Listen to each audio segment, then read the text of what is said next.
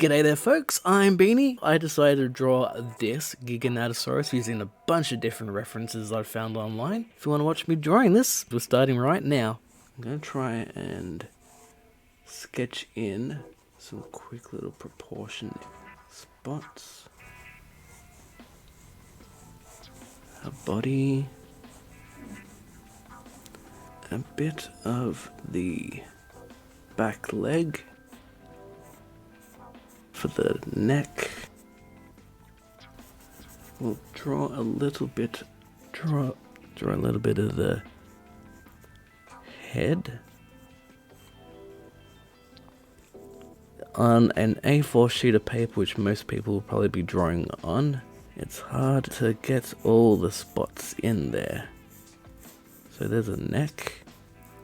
We'll draw in the head to about there. The back of the neck will be there. Maybe the head will be a little bit further back. And we'll have a line across for the top of the head. That'll go down. Around here we'll have a spot for the shoulders. And because in this particular image, Giganatosaurus is facing slightly up, I'm going to draw it in a slight bit of a cube. A cubed rectangle. Gonna have the leg over there, line in to get a brief idea of where the pelvic area will be. A knee area, maybe bring the leg up a little bit, knee area, and then the other leg will be more or less behind this leg, so the shin, maybe, whatever you call that area, and then a bit of a foot. We're roughing in our spots here. Back of the tail, we will make the chest area, give it a bit, some triangles and shapes like that.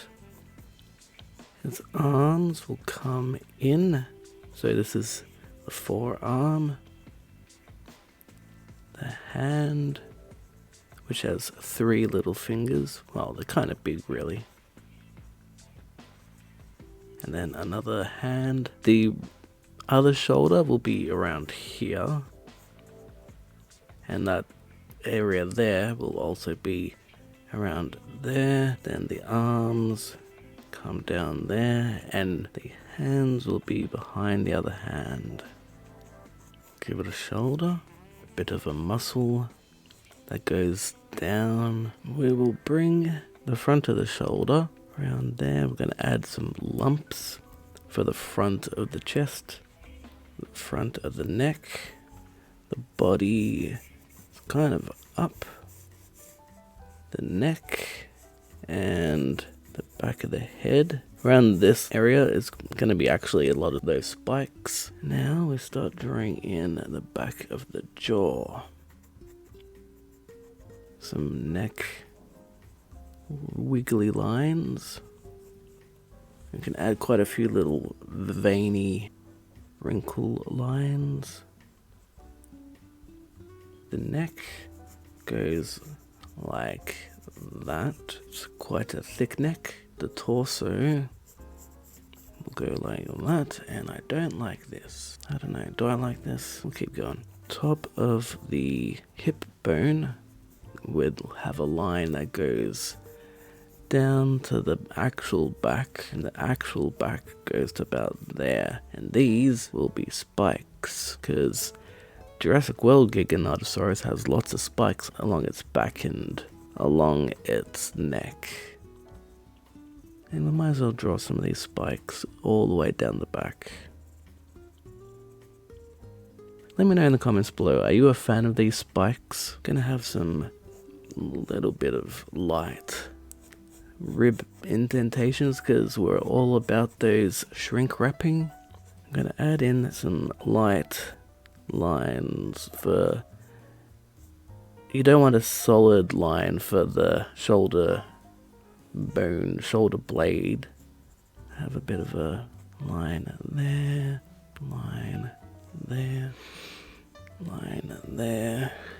Okay, I'm really not liking this vein, so just erasing it out. And sadly, we have a smudge now.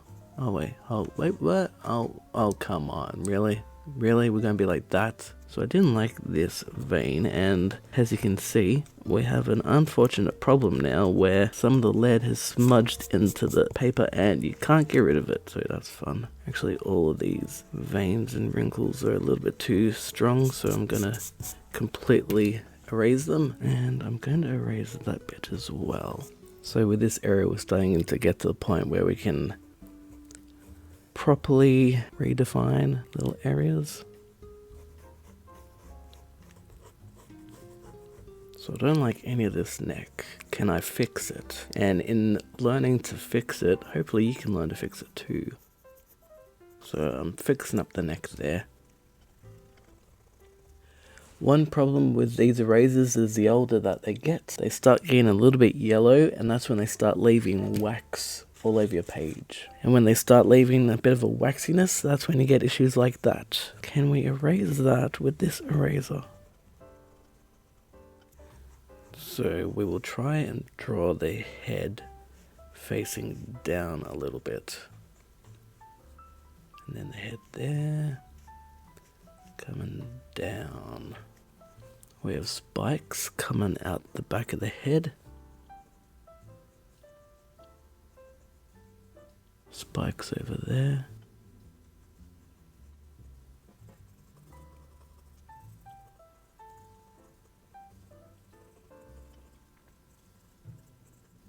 Okay, I'm going to try and put in the veins from the back of the neck. It's about there. And then to down there. And then another vein. A whole bunch of veins, really. Very much like the T-Rex. I'm going to add some of the veins and lines there. Okay, I want to draw the back of the skull. And around here will be the eye area. We'll have a snout indentation line around here. And the back of the skull indentation line there. It's kind of hard to see, but that's what you get when you draw full body dinosaurs on a small page. I'm going to try and draw the top of the jaw. That will then curve around slightly down. So that's not a bad line shape for the division.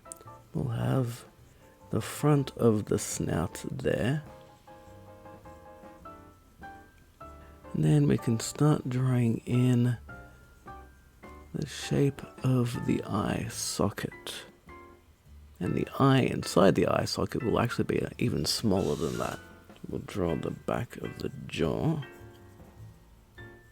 And I don't like where the position the back of the head is. So the back of the head's more around there. We'll add a little spike up there. The shape of the snout there. Nostril. And we want to bring that line down. Try the back of the indentation of the skull again, around there. And there's a whole ridge of bone, but you know, shrink wrapping apparently can't have those bits visible. Back of the skull, and then the eye socket rotation spots.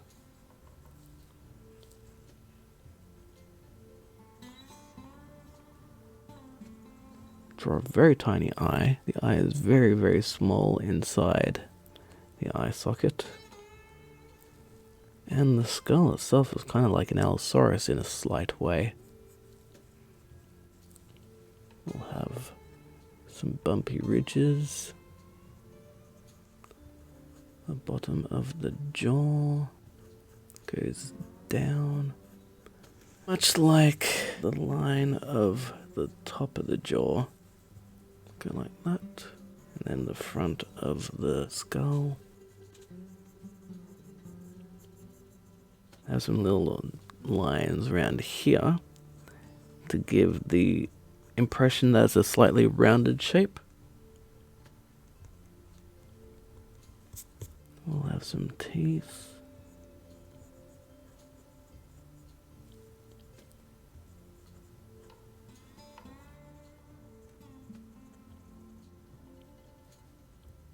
And then some teeth for the lower side.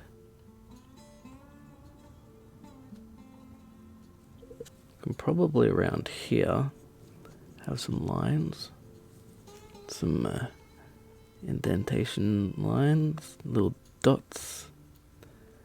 And we won't have the front of that snout line so visible. I can probably afford to get rid of that line as well. We'll have some lumps for the neck. Some very slight texture for the neck. Probably add some more defined neck wrinkles. And a stronger neckline vein, artery line. Bring it down to there. Have a line there for the neck. These lines will make your neck look more muscular and solid. So I've got a few lines there. Not bad. It's better than what it was. Now we can do a little bit more on the chest area. The forearm. And the fingers are very short and stumpy.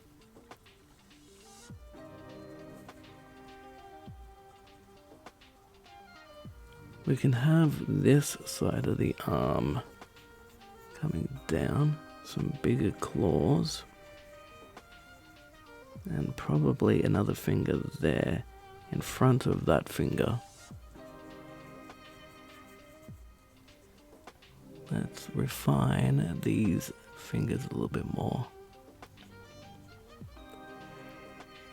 Gonna add some lines around here. They'd probably be the scute scales. Be a bunch of little scales there, but we're not going to worry about them. Refine that shoulder and the neck. So we'll draw some of the torso and division between the torso, the sides of the ribs, and the leg. The thigh piece. I'm gonna have the back of the thigh like that. Have a bit of muscle there. And probably have the back of the calf there.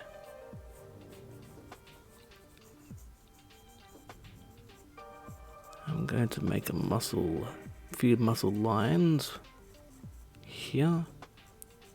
And there'd be a bit of a knee here, so I'm just gonna add a bit of a line shape there for the knee. The shin, I believe that would be the shin. And then the front of the shin, I guess. Technically this is the foot and then these are toes. So I'll draw the back of the ankle.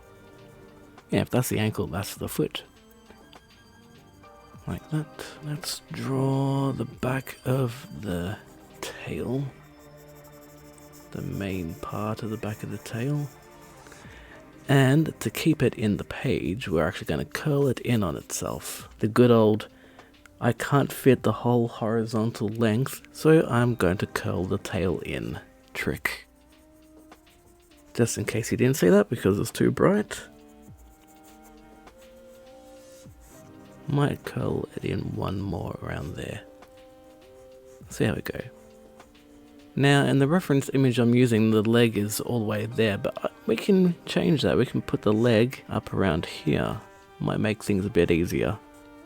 So I'm going to do that. I'm going to put the ankle there, looking at that as the reference for this bit. So I'm going to put the front of the shin there. The hip area would probably be about there, so we don't have to worry about drawing that. It'll come down, so its placement would be about here, thinking three-dimensionally. And we'll put the pelvic lump in there, as we have a earthquake on the camera. This actually isn't looking too bad. We've gone from me really not liking it to salvaging it, I think. If you watched this far and you haven't subscribed, subscribe and let me know how you think this is going so far. So I'm going to put in some little muscle lines and tail tendon lines in the tail.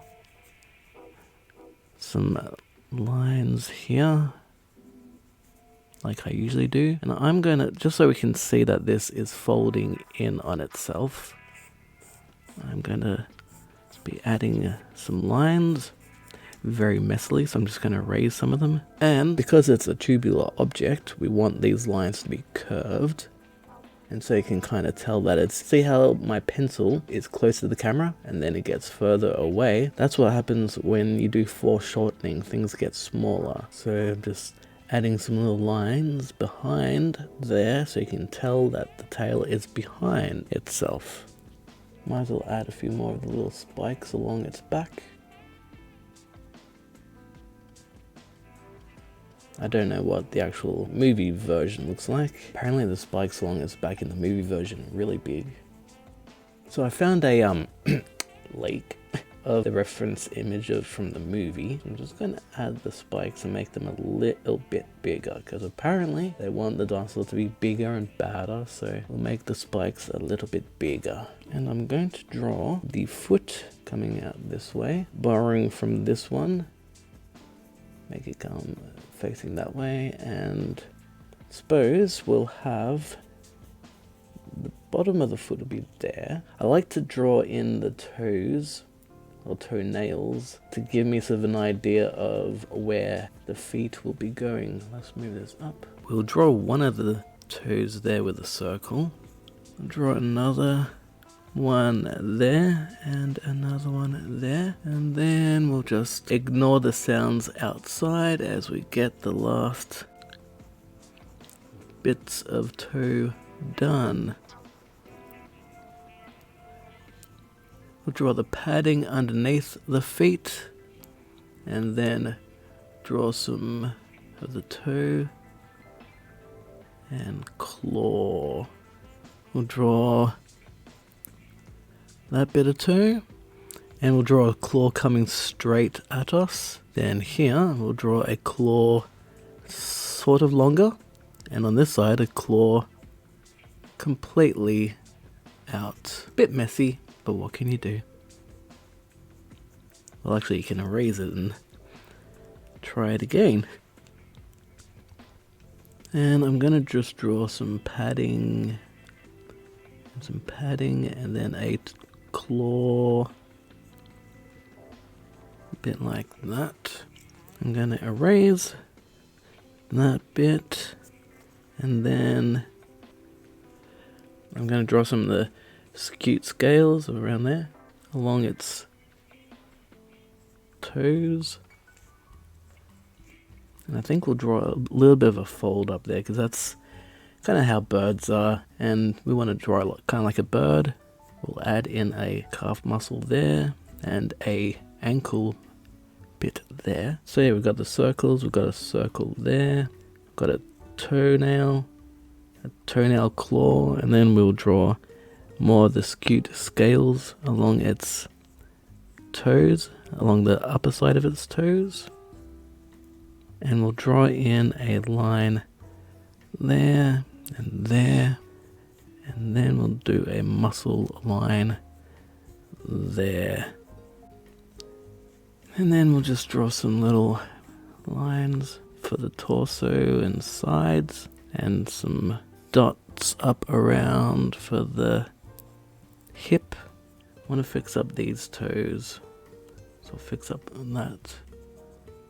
So we've got the feet pretty much done. Then I'm just going to add in some little slight details.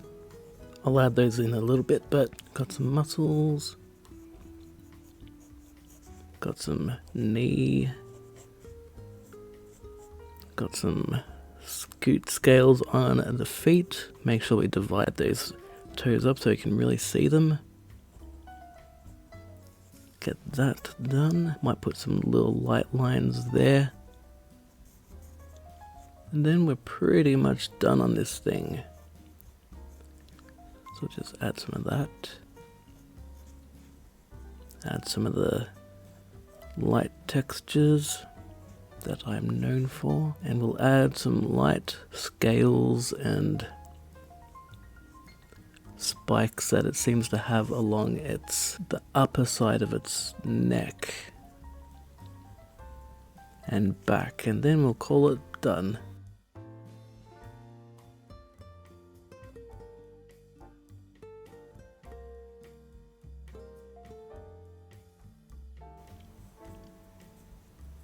I like to add these little subtle textures up near the back. It gives a little bit of extra skin texture. You don't have to go throughout the whole thing and doing it, but I like adding a little bit of texture with these little quick little lines. And that way you'll have a less flat and slightly more textured and detailed dinosaur to work with. Might add a few little details in there, but we don't have to go into too much detail. I keep always saying that, but I always end up doing extra details. Just gonna clean up these lines. We do have some colors I probably should add. We'll add some very light lines for the stripes. Maybe shade them briefly, and then we will be done.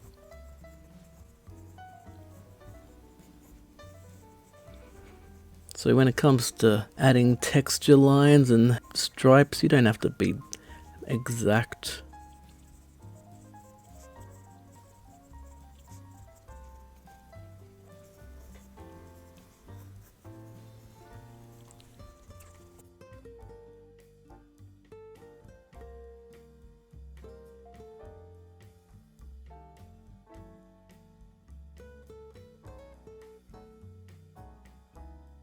That is our Giganatosaurus done. If you like this video, give it a big old thumbs up, subscribe if you haven't already done so, but you know what's more important than subscribing and giving a thumbs up? Watching another video. And I have a video on how I drew a Giganatosaurus, no, it's a Giganatosaurus head right here. Otherwise, thanks for watching, and I'll see you in my next video.